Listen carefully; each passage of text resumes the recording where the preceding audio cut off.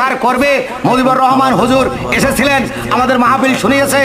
যত কথাই কই, যত কাজ করি, আসল কাজ কিন্তু আমাদের হচ্ছে না গো বাবা।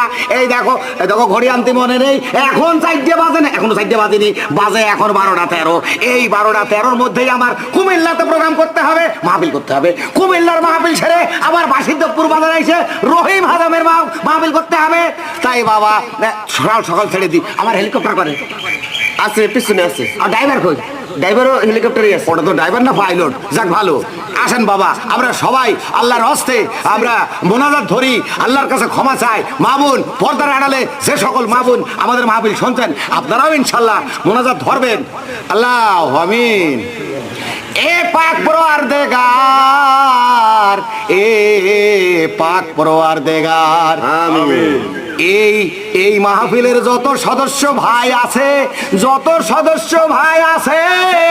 তাদের কোন নিয়তে কোন আশায় তারা মাহফিল দিয়েছে জানি না গো মওলা, তাই তারা নেক আশা করে মাহফিল দিয়েছে। এই মাহফিলের উসিলায় আপনি তো সমস্ত মানুষের ক্ষমা করে দেবেন। এই মাহফিলের উসিলায় আপনি আমাদের বালা মুসিবত দূর করবেন, জমিনের বালা জমিনে উঠাইয়ে দেবেন, আসমানের বালা আসমানে লাগাই দেবেন।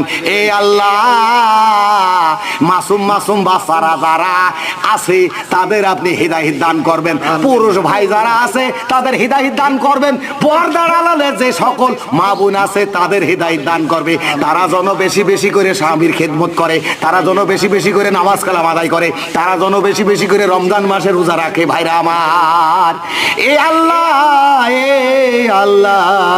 আপনি রহমানুর রাহিম, আপনি গফুরুর রাহিম, আপনি রহমত করেন।